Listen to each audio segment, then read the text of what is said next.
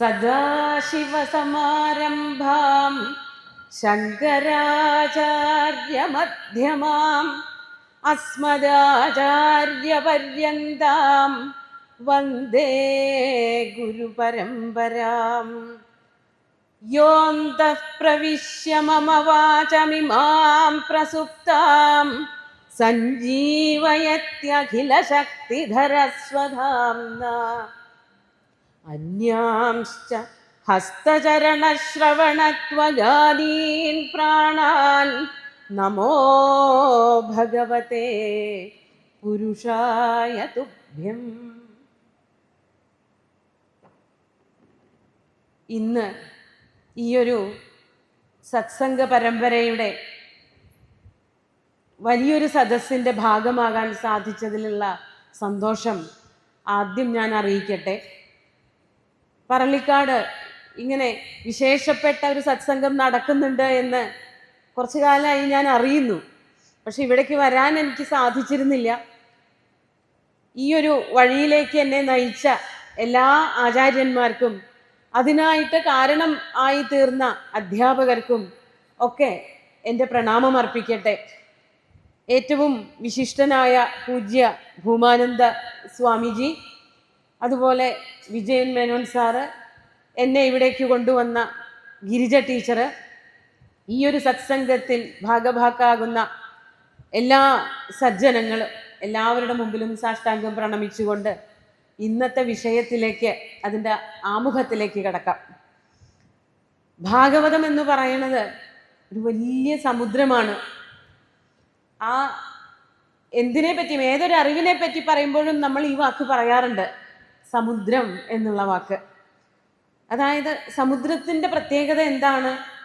മറ്റ് ജലാശയങ്ങൾക്കൊന്നും ഇല്ലാത്തതായൊരു പ്രത്യേകതയാണ് സമുദ്രത്തിനുള്ളത്.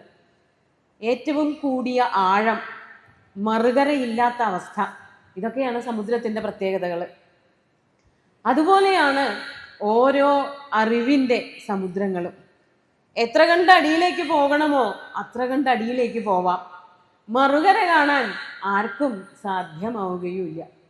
അതുകൊണ്ട് എത്രയൊക്കെ പഠിച്ചു, എത്രയൊക്കെ മനസ്സിലാക്കി എന്ന് പറഞ്ഞാലും വേറൊരാൾ എന്തെങ്കിലും പറയുമ്പോഴേക്കും അത് ശരിയാണല്ലോ, നമ്മൾ ആ ഭാഗത്തേക്ക് അത്രയ്ക്കൊന്നും ശ്രദ്ധിച്ചില്ലല്ലോ എന്ന തോന്നല് എല്ലാവർക്കും ഉണ്ടാവും.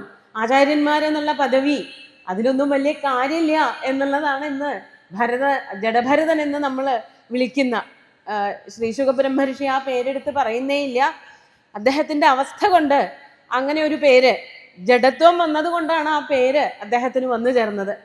ആ ജഡഭരതൻ നമ്മളെ പഠിപ്പിച്ചു തരുന്നത് ഇതൊന്നും ഒന്നുമല്ല എന്നുള്ളതാണ്. ഭാരതത്തിൻ്റെ ഏറ്റവും വലിയ പ്രത്യേകതയും അതുതന്നെയാണ്. നമുക്ക് സ്വന്തമായിട്ടുള്ള ആ ദർശനശാസ്ത്രം, ദർശനത്തിനെ ശാസ്ത്രം എന്ന് പറയാൻ പാടില്ല എന്നുള്ളതും പറയുന്നുണ്ട്. അതായത് ദർശനം എന്ന് പറഞ്ഞാൽ ഓരോരുത്തരുടെ ഉള്ളിലും തെളിഞ്ഞു വരുന്നതായ കാഴ്ചപ്പാടുകളാണ്. ഓരോ അറിവുകളിലൂടെയും സഞ്ചരിച്ചാണ് ഓരോ കാഴ്ചപ്പാടുകൾ ഉണ്ടാവുന്നത്. അത് വളരെയധികം പൊലിമയോടുകൂടിയിട്ട് നമ്മുടെ ഭാരതത്തിൽ എത്രയോ കാലങ്ങൾക്ക് മുമ്പ് തന്നെ ഉണ്ടായിരുന്നു എന്നുള്ളതിൻ്റെ തെളിവാണ് ഈ ദർശന പാരമ്പര്യത്തിൻ്റെ മുമ്പിൽ ലോകം മുഴുവനും നമ്മളെ നമസ്കരിക്കണു എന്ന് പറയുന്നത്. ഭാരതത്തിൻ്റെ തനിമയുള്ള ഏറ്റവും വലിയ ദർശനശാസ്ത്രം, അതിൻ്റെ ചില ഭാഗങ്ങളാണ് ഭാഗവതത്തിൽ നിന്ന് നമുക്ക് പഠിക്കാൻ പറ്റുക. ഇതിൻ്റെ ഒരു ഭാഗം നമ്മൾ പഠിച്ചു കഴിഞ്ഞു.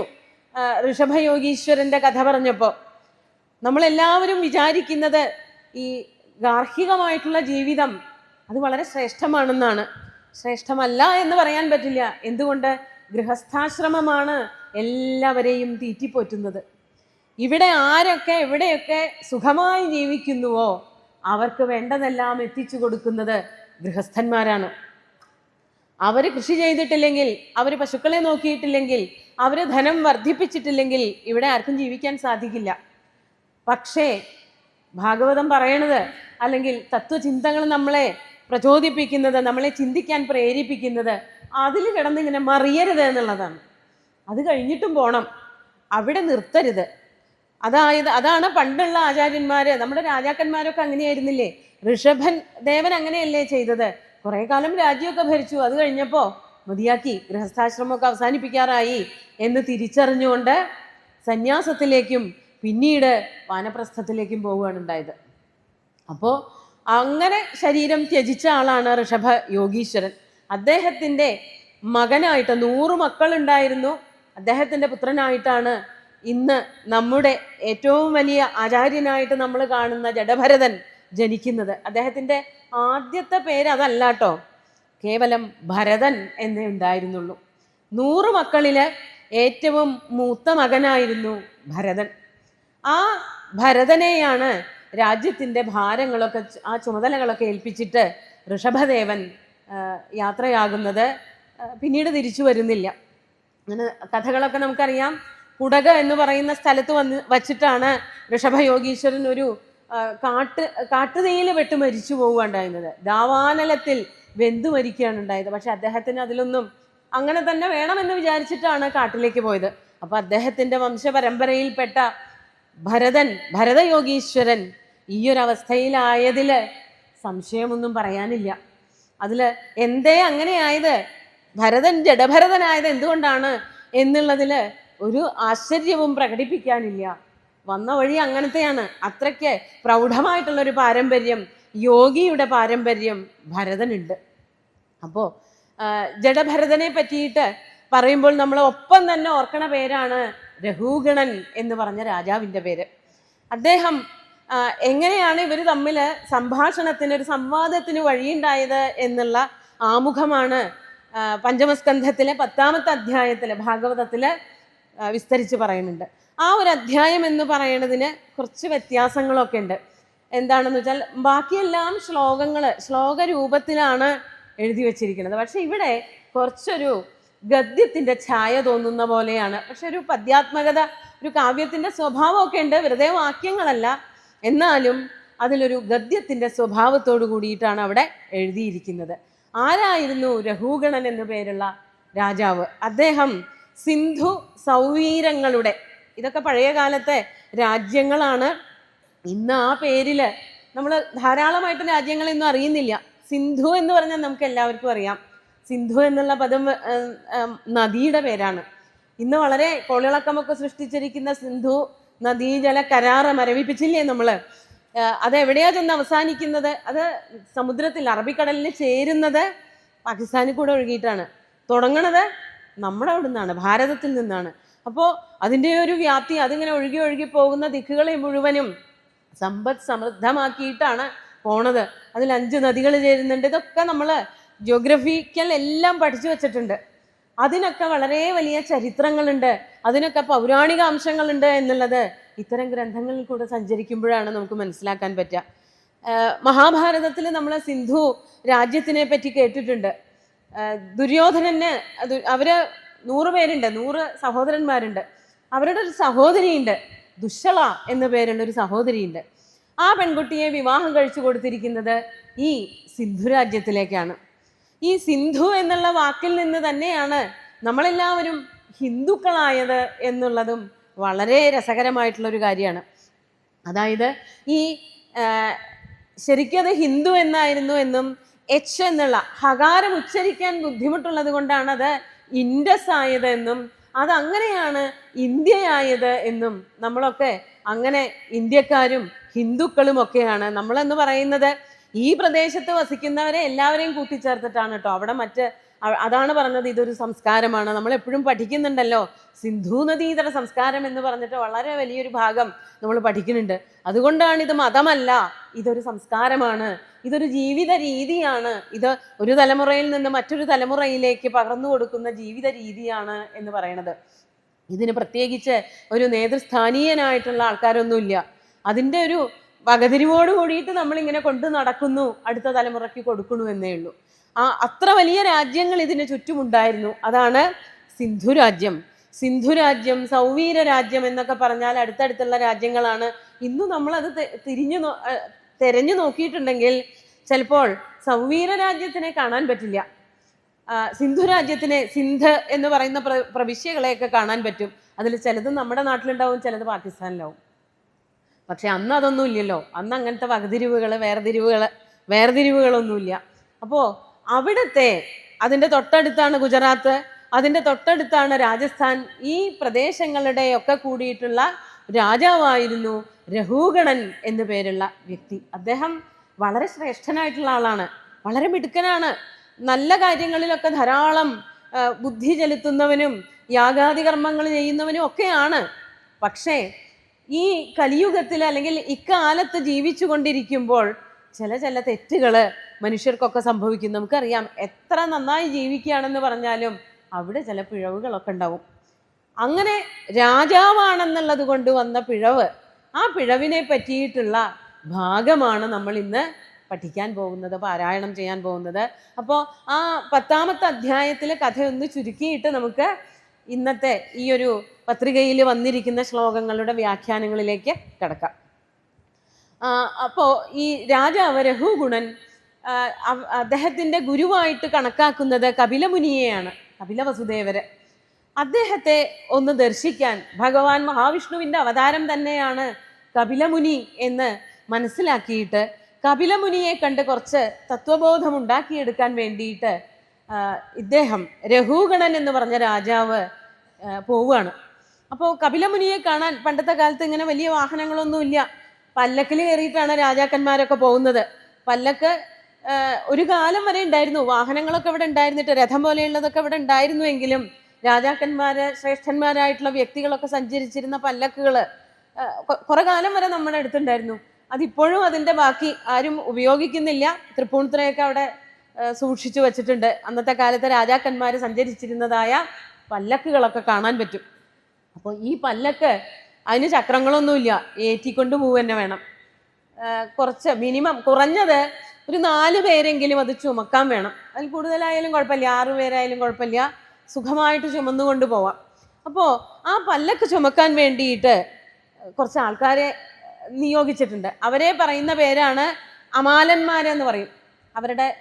അവർ ചെയ്യുന്ന പ്രവൃത്തി പല്ലക്ക് ചുമക്കലാണ്. അമാലന്മാര് പല്ലക്ക് ചുമന്ന രാജാവിനെയും കൊണ്ട് ഇക്ഷുമതി നദിയുടെ തീരത്തുകൂടെ പോവാൻ പുറപ്പെട്ടപ്പോഴാണ് ഒരാളുടെ കുറവുണ്ട്. ഈ പല്ലക്ക് ചുമക്കുക എന്ന് പറയുമ്പോൾ കുറച്ച് ഭാരപ്പെട്ട പണിയാണ്. രാജാവിൻ്റെ കനം മാത്രമൊന്നും അല്ലല്ലോ, പല്ലക്കിനൊരു കനമുണ്ട്. അപ്പം അതൊക്കെ ചുമന്നു കൊണ്ടുപോകുമ്പോൾ ഒരാളും കൂടി ഉണ്ടെങ്കിൽ, 4ാമതൊരാൾ കൂടി ഉണ്ടെങ്കിൽ നല്ലതാണെന്നുള്ളത് കൊണ്ട് ഒരാളെ കിട്ടാൻ വേണ്ടി അന്വേഷിക്കുകയായിരുന്നു. അപ്പോഴാണ് അവിടെ വെറുതെ ഇരിക്കുന്ന ഒരാളെ കണ്ടുപിടിച്ചത് ഈ അമാലന്മാര്. അതാണ് നമ്മൾ ഈ പറയുന്ന നമ്മുടെ കഥയിലെ നായകനായിട്ടുള്ള ജഡഭരതൻ. അപ്പോൾ ഈ ജഡഭരതൻ ഒരു പ്രവൃത്തിയും ചെയ്യില്ല. മറ്റാരെങ്കിലും എന്തെങ്കിലും ഇന്നൊരു ജോലിക്ക് ഏർപ്പെടണം, ഇന്നത് ചെയ്യണം എന്നൊക്കെ പറഞ്ഞാൽ അതൊക്കെ ചെയ്യും. അവരവർക്ക് വേണ്ടിയിട്ട് യാതൊന്നും ചെയ്യാറില്ല. അതുകൊണ്ട് തന്നെ കുറച്ച് സ്ഥൂല ശരീരനൊക്കെ ആയിരുന്നു. അതാണ് പീവാ യുവാ എന്നാണ് പറയണത്. ഇത്തിരി തടിച്ചിട്ടുള്ള ഒരാളാണ്, യുവാവാണ്. അതുപോലെ നല്ല ബലിഷ്ഠമായിട്ടുള്ള അംഗങ്ങളാണ് ഉണ്ടായിരുന്നത്. സംഹനനാംഗ, കയ്യിലും കാലിലും ഒക്കെ നല്ല ശക്തിയുണ്ട്. അപ്പം അതൊക്കെ കൂടി കണ്ടപ്പോൾ ഈ അമാലന്മാർ വിചാരിച്ചു, ഈ ആളെ കൊണ്ടുപോയാൽ പല്ലക്ക് ചുമന്നോളും, രാജാവിൻ്റെ യാത്ര സുഖമായിട്ട് നടക്കും ചെയ്യും എന്ന് വിചാരിച്ചിട്ട് ആ ആളെ കൂടി പല്ലക്ക് ചുമക്കാനായിട്ട് വേഗം കൊണ്ടുവന്നു. അങ്ങനെ പല്ലക്ക് ചുമക്കുമ്പോൾ എന്താ ഉണ്ടായത്? ഈ ജഡഭരതൻ എങ്ങനെയാ ജഡഭരതനായത് എന്നുള്ളതും കൂടി ഇവിടെ ഒന്ന് സൂചിപ്പിക്കാം. ആദ്യം പറഞ്ഞു ഭരതൻ എന്ന് പറഞ്ഞ രാജാവായിരുന്നു, അദ്ദേഹം ഋഷഭദേവന്റെ പുത്രനായിരുന്നു എന്നൊക്കെ.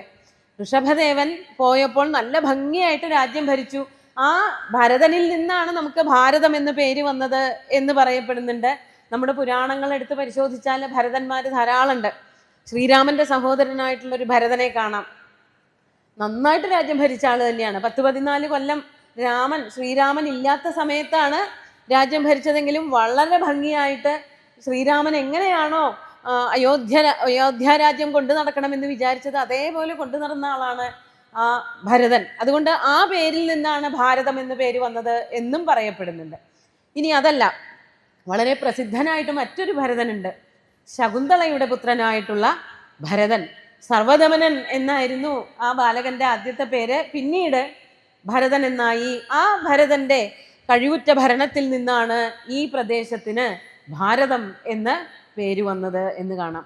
ഇനി ഇതൊന്നുമല്ല, ഇതൊക്കെ വരുന്നുണ്ടെങ്കിലും മഹാഭാരതത്തിൽ എങ്ങനെയാണ് മഹാഭാരതം എന്ന് പേര് വന്നത് എന്നുള്ളതും നമുക്ക് അന്വേഷിക്കാം. അതുപോലെ ഓരോ ഭരതകുലത്തിൽ പിറന്നവനെയും ഒക്കെ ഭാരത എന്ന് സംബോധന ചെയ്യുന്നതും കാണാം. ഗീതയ്ക്കെടുത്ത് ഭഗവത്ഗീതയ്ക്ക് എടുത്തു നോക്കിയാൽ അർജുനനെ ശ്രീകൃഷ്ണൻ ഭാരത എന്ന് സംബോധന ചെയ്യുന്നുണ്ട്. അപ്പൊ ആ കുലത്തിൽ പിറന്നവർക്കും ഒക്കെ ചേരുന്നതാണ് ഈ പേര്. ഭാരതം എന്ന ഏറ്റവും നമുക്ക് എല്ലാവർക്കും ഊറ്റം കൊള്ളാവുന്ന വളരെയധികം പൗരാണികതയുള്ള ശ്രേഷ്ഠമായിട്ടുള്ള ഒരു നാമം. അപ്പോ അങ്ങനെയൊക്കെയുള്ള ആ കുലത്തിൽ പിറന്ന അങ്ങനെയുള്ള ആ ഭരതൻ കുറച്ചു കാലം രാജ്യമൊക്കെ ഭരിച്ചപ്പോൾ ഇതുപോലെ മതിയായി, ഇനി രാജ്യമൊന്നും ഭരിക്കണ്ട, ഇനി മക്കൾക്കുള്ളതാണ്. അങ്ങനെ ത്യജിക്കാനുള്ളൊരു ബുദ്ധിയും ഉണ്ടാക്കിയെടുക്കണം നമ്മളെല്ലാവരും. എല്ലാ കാലത്തും നമ്മൾ തന്നെയാണ് എല്ലാം നോക്കിക്കൊണ്ട് നടക്കേണ്ടത് എന്നുള്ള ചിന്തകളൊക്കെ അവസാനിപ്പിച്ചിട്ട് ഒരു പ്രായം കഴിഞ്ഞാൽ കുട്ടികളൊക്കെ വലുതായാൽ ഇനി കാര്യങ്ങളൊക്കെ അവർ ചെയ്യട്ടെ എന്ന് വിചാരിക്കുന്ന രാജാക്കന്മാർ ധാരാളം ഉണ്ടായിരുന്നു. അങ്ങനെ ഭരതൻ എന്തു ചെയ്തു? അദ്ദേഹത്തിൻ്റെ മക്കൾക്ക് രാജ്യഭാരമൊക്കെ കൊടുത്ത് അദ്ദേഹവും കാട്ടിൽ പോയിട്ട് ജീവിച്ചു. അതിനെയൊക്കെയാണ് വാനപ്രസ്ഥമാണ് കേട്ടോ ആദ്യം, സന്യാസം അത് കഴിഞ്ഞിട്ടാണ്. അങ്ങനെ വാനപ്രസ്ഥിയായിട്ട് ജീവിക്കുന്ന കാലത്ത് ഒരു കാഴ്ച കാണാനിടയായി. ഇതൊക്കെ എല്ലാവർക്കും അറിയണ കഥകളാണ്, പക്ഷേ ഇതൊക്കെ പറഞ്ഞു പോവും. പക്ഷെ എന്താണ് ഭരതയോഗീശ്വരൻ രഘുഗണനോട് പറഞ്ഞത് എന്നുള്ളത് ചിലപ്പോൾ ആരും പറയില്ല. വളരെ കാര്യമായിട്ടുള്ള തത്വബോധങ്ങൾ ഉദ്ബോധിപ്പിച്ചു എന്ന് പറഞ്ഞ് അവിടെ നിർത്തുക ചെയ്യുക. പക്ഷെ അങ്ങനെ മാത്രം പറഞ്ഞത് കൊണ്ട് ആ കാര്യം എന്താണെന്ന് നമുക്ക് മനസ്സിലാവില്ല. അവിടെ ഇഴപിരിച്ച് നോക്കുക തന്നെ വേണം. അപ്പോഴാണ് നമ്മുടെ യോഗീശ്വരന്മാരുടെ ആർഷ സംസ്കാരത്തിൻ്റെ പ്രത്യേകത. ഋഷിമാർ എന്തൊക്കെ വരെ ചിന്തിച്ചിരുന്നു. മേനോൻജി സാറ് പറഞ്ഞു, എങ്ങനെ വരെ ചിന്തിക്കാം, എന്തെല്ലാം ഇഴപിരിച്ച് ഇവിടെ പരിശോധിച്ചിരുന്നു.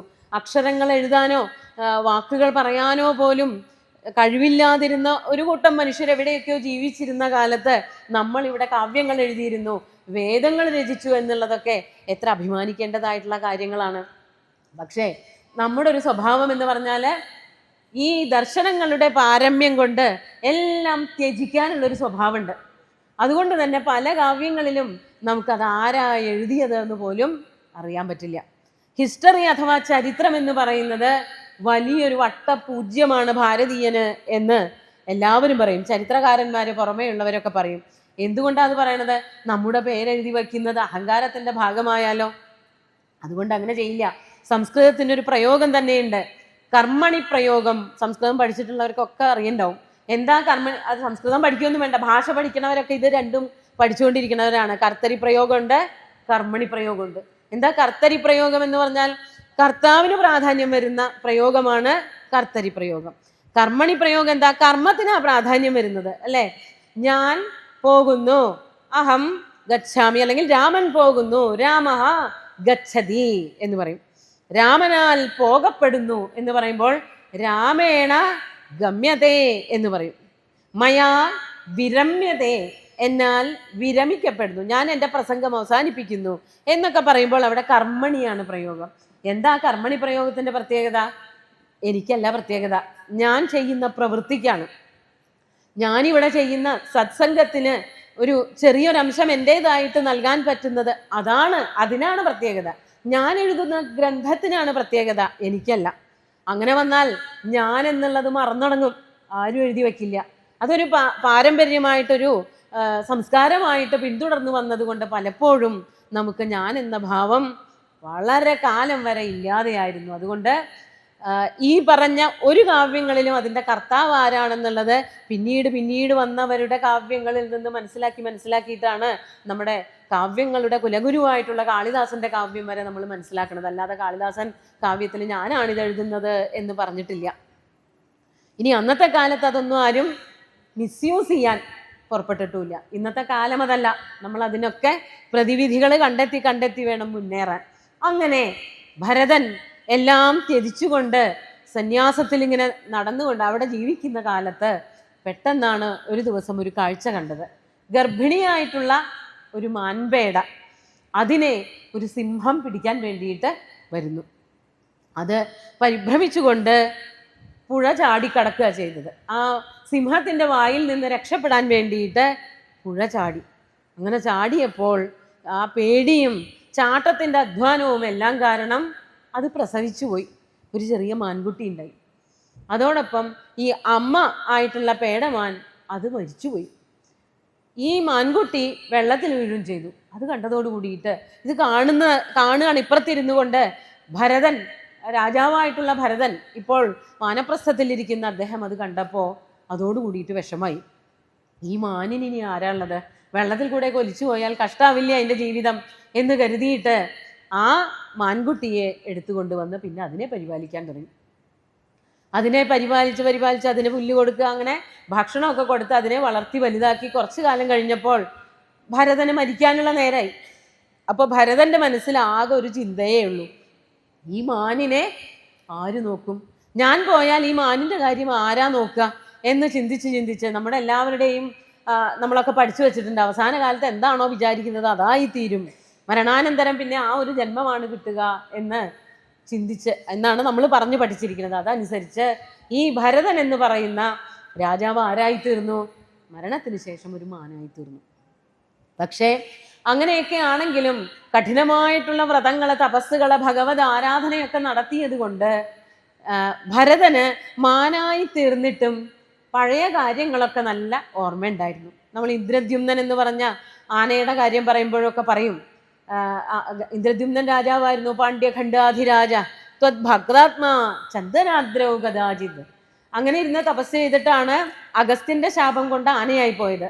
പക്ഷേ ത്വത്സ്മൃതി വ്യക്തി ധന്യം എന്നവിടെ എടുത്തു പറയണത് ഓർമ്മകളൊക്കെ ഉണ്ട്. ആരായിരുന്നു താൻ, എന്തൊക്കെയാണ് പഴയ ജന്മത്തിൽ പൂർവ്വജന്മത്തിൽ ചെയ്തിരുന്നത് എന്നുള്ള ഓർമ്മകളൊക്കെ ഉണ്ട്. അതുപോലെ തന്നെയാണ് ഈ മാനിനും പഴയ ഓർമ്മകളൊക്കെ ഉണ്ടായിരുന്നു. അതുകൊണ്ട് ഇനി ബന്ധനങ്ങളിലൊന്നും പെടരുതെന്ന് കരുതിയിട്ട് പുലഹൻ എന്ന് പറഞ്ഞ മുനിയുടെ ആശ്രമത്തിന്റെ സമീപത്തൊക്കെ പോയി താമസിച്ചു അത്രേ. അവിടെ നിന്ന് എന്താണോ കിട്ടുന്നത് അതൊക്കെ തന്നെ കഴിച്ചുള്ളൂ. കാര്യമായിട്ട് ഭക്ഷണത്തിനോട് താല്പര്യമുണ്ടാകാതിരിക്കാൻ, നല്ല പുല്ലൊക്കെ തിന്നു തുടങ്ങിയാൽ പിന്നെ നല്ല പുല്ല് തിന്നണം എന്നുള്ള തോന്നൽ വരും. ഇതാണല്ലോ മനുഷ്യർക്ക് ഈ ഇന്ദ്രിയങ്ങളെ അടക്കുക എന്നുള്ളതാണ് ഏറ്റവും വലിയ ബുദ്ധിമുട്ട്. നമ്മൾ വിചാരിക്കാതെ തന്നെ ഇന്ദ്രിയങ്ങളിൽ കൂടെ അറിവുകൾ ഇങ്ങനെ കയറി വന്നുകൊണ്ടിരിക്കും. ഞാൻ അറിയാതെ തന്നെ എൻ്റെ ഈ എൻ്റെ തൊലിയിൽ കൂടെ നല്ല തണുത്ത കാറ്റ് വന്ന് പോയിക്കൊണ്ടിരിക്കും. നല്ല വാസനകൾ എന്തെങ്കിലും മൂക്കിൽ കൂടെ കയറി പോയിക്കൊണ്ടിരിക്കും. അതുപോലെ തന്നെ ചെവിയിലൂടെ ശബ്ദങ്ങൾ കേട്ടുകൊണ്ടിരിക്കും. ഇങ്ങനെ ഓരോ ഇന്ദ്രിയങ്ങൾ എപ്പോഴും തുറന്ന് പ്രവർത്തിച്ചു കൊണ്ടിരിക്കുക. അപ്പോൾ അതിൽ കൂടെയൊക്കെ അറിവുകളും നമുക്ക് വന്നുകൊണ്ടിരിക്കുകയാണ്. അത് വന്നോട്ടെ, പക്ഷെ അതിലേക്ക് കൂടുതൽ പറ്റിപ്പിടിക്കരുത്, അതുമായിട്ട് കൂടുതൽ സംസർഗമുണ്ടാവരുത് എന്നാണ്. അതേ നമുക്ക് ചെയ്യാൻ പറ്റുള്ളൂ. ഇത് വരരുത് എന്ന് പറയാൻ പറ്റില്ല. ഇവിടെ ഭൂമിയിൽ നമ്മൾ ജീവിച്ചിരിക്കുന്നിടത്തോളം കാലം ഇതൊക്കെ പ്രവർത്തന നിരതമാവണം. നമ്മുടെ എല്ലാ ഇന്ദ്രിയങ്ങളും, 5 ജ്ഞാനേന്ദ്രിയങ്ങള്, 5 കർമ്മേന്ദ്രിയങ്ങള്, മനസ്സ് ഒക്കെ ഇവിടെ നമുക്ക് കിട്ടിയിട്ടുള്ളതാണ്. ഇതിനെ ഇല്ലാതെയാക്കാനൊന്നും പറ്റില്ല. അതന്നെയാണ് ഭരതയോഗീശ്വരൻ പറയാൻ പോണത്. അങ്ങനെ ഈ മാൻ എന്തു ചെയ്തു? ഇതൊന്നും വേണ്ട എന്ന് വിചാരിച്ച ഒന്നിലും സംസർഗം ഉണ്ടാകരുത്. സംസർഗം, ഒരാളുമായിട്ട് ഇടപഴകുമ്പോൾ ആ ആളോട് കൂടുതൽ ഇടപഴകാൻ തോന്നും, പിന്നെ മറ്റുള്ളവരുമായിട്ട് ഇടപഴകും. അപ്പോൾ അതൊന്നും ഉണ്ടാകാതിരിക്കാൻ വേണ്ടിയിട്ട് എല്ലാം പരിത്യജിച്ചുകൊണ്ട് ഈ മാൻകുട്ടി പുലഹൻ എന്ന് പറഞ്ഞ പുലഹമുനിയുടെ ആശ്രമത്തിൻ്റെ അടുത്ത് താമസാക്കി. അങ്ങനെ അവിടെ വെച്ച് ആ മാനിൻ്റെ കാലവും കഴിഞ്ഞു. പിന്നീട് വന്ന ജന്മമാണ് ഈ ബ്രാഹ്മണ യോഗീശ്വരൻ. അവിടെ പ്രത്യേകിച്ച് പേര് പറയണില്ല, മാനിൻ്റെ കാര്യം ഒന്നും പറയണില്ല. നമ്മളെ പരാമർശിക്കാൻ വേണ്ടിയിട്ടാണ് ജഡഭരതൻ. മുമ്പത്തെ ജന്മത്തെ പേരാ പറയണത്. ഇപ്പം എന്താ പേരിട്ടത് എന്ന് പറയണില്ല. ഒരു ബ്രാഹ്മണനും പത്നിക്കും കൂടിയിട്ട് 9 മക്കളുണ്ടായി. അതിൽ താഴെ വന്ന 2 ഇരട്ടക്കുട്ടികൾ, അതിലൊരാളായിരുന്നു ഈ ജഡഭരതൻ എന്ന് പറയുന്നുണ്ട്. അപ്പോൾ അതിൽ ആ ആളുടെ, അദ്ദേഹം പേരിലൊന്നും ഒരു കാര്യമില്ല, പേര് എന്നല്ല, ഒന്നിനോടും യാതൊരു സംസർഗവും ഇല്ലാതെ ജീവിക്കാൻ തീരുമാനിച്ച ആളാണ്.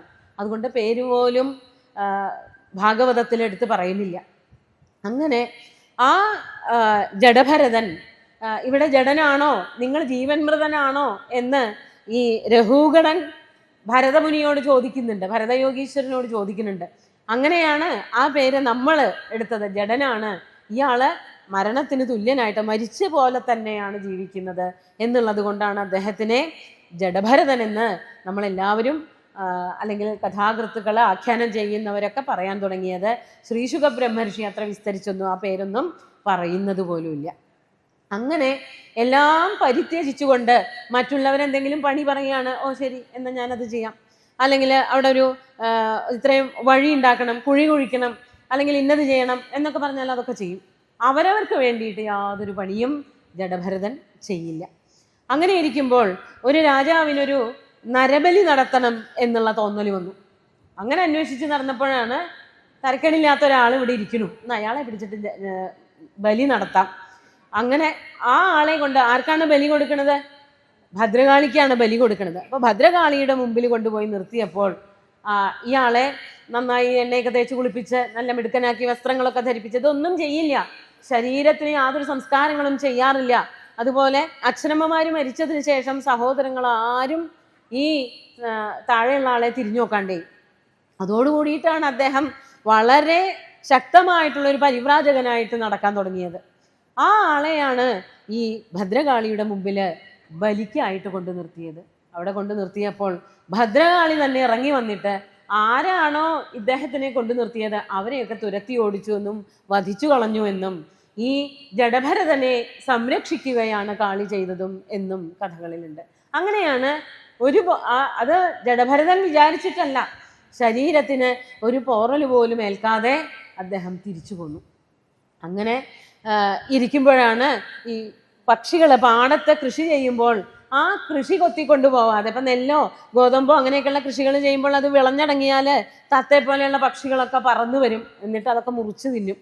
അപ്പം അങ്ങനെയൊക്കെ കൊണ്ടുപോകാതിരിക്കാൻ വേണ്ടിയിട്ട് ഒരാളെ അവിടെ ഇരുത്തിയാൽ, കാവലിരുത്തിയാൽ ഇങ്ങനെയുള്ള മൃഗങ്ങളും പക്ഷികളും ഒന്നും വരില്ലല്ലോ എന്ന് കരുതി ഈ പാടത്ത് ആറ്റയെ കളയാൻ വേണ്ടിയിട്ട്, ആറ്റയെ ആട്ടാൻ വേണ്ടിയിട്ട് കൊണ്ടിരുത്തിയൊക്കെയായിരുന്നു ജഡഭരതനെ. ആലോചിച്ച് നോക്കൂ, എത്ര വലിയൊരു സന്യാസ വര്യനെയാണ് ഇങ്ങനെയുള്ള പണികൾക്കൊക്കെ ആയിട്ട് കൊണ്ടിരുത്തിയത്.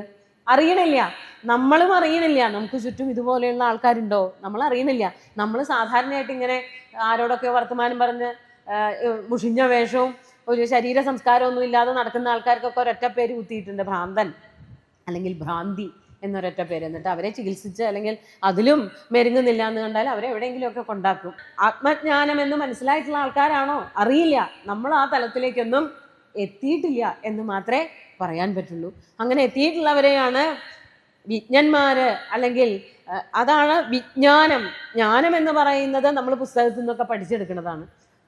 നമ്മുടെ അനുഭവ തലത്തിലേക്ക് വരുമ്പോഴേ അത് വിജ്ഞാനമാകുള്ളൂ. വിശേഷമായിട്ടുള്ള ജ്ഞാനമാവണമെങ്കിൽ അനുഭവ തലത്തിൽ വേണം. കുട്ടിക്കാലത്ത് പുസ്തകത്തിൽ നിന്നൊക്കെ നമ്മൾ പലതും പഠിക്കും. അങ്ങനെ ജീവിച്ച് നമ്മുടെ ജീവിതത്തിൽ വരുമ്പോഴാണ് ഇതാണ് അന്ന് പറഞ്ഞത് എന്ന് നമ്മൾ തിരിച്ചറിയണത്.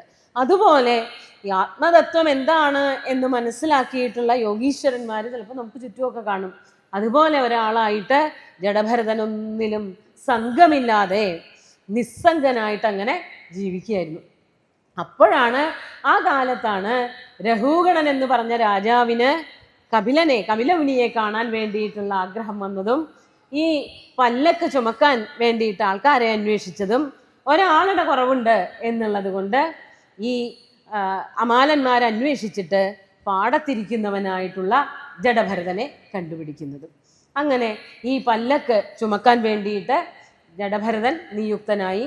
പല്ലക്ക് ചുമന്ന് ഉള്ളിൽ രാജാവ് ഇരിക്കുന്നു, പല്ലക്കുമായിട്ട് ഇങ്ങനെ പോയിക്കൊണ്ടിരിക്കുകയാണ്. അങ്ങനെ പോണതിൻ്റെ ഇടയ്ക്ക് എന്ത് സംഭവിച്ചു?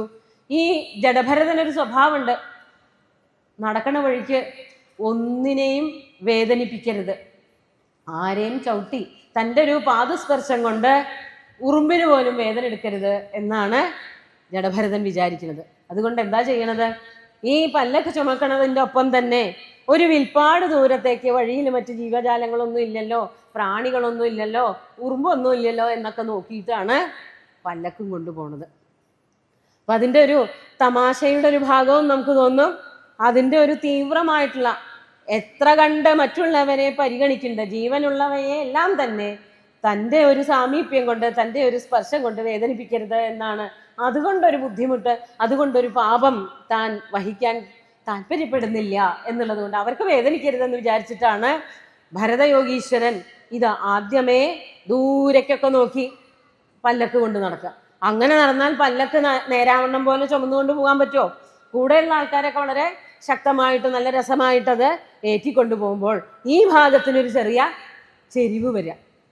അവിടെ അപ്പോൾ പല്ലക്കിൻ്റെ ഉള്ളിലിരിക്കുന്ന ആൾക്ക് എന്താ തോന്നുക? വലിയ ബുദ്ധിമുട്ടാവും, ഒരു സുഖകരമായിട്ടുള്ള സഞ്ചാരം ഇല്ലാതെയാവും. നമ്മൾ കാറിൽ പോകുമ്പോൾ ഇങ്ങനെ കുണ്ടും കുഴിയൊക്കെ ഉള്ള വഴി കൂടെ പോകുമ്പോൾ അങ്ങനെ ചാടിയും ചാഞ്ചാടിയൊക്കെ പോകുമ്പോൾ ഉണ്ടാകുന്ന ഒരു അസ്വസ്ഥത രഘൂഗണനും അനുഭവപ്പെടാൻ തുടങ്ങി. അപ്പോൾ പല്ലക്ക് ചുമക്കുന്ന മറ്റുള്ള ആൾക്കാർക്കൊക്കെ കുറേശ്ശെ പേടിയായി. ഇപ്പൊ രാജാവിൻ്റെ നിന്ന് ബാക്കിയുള്ളത് നമുക്ക് കിട്ടും.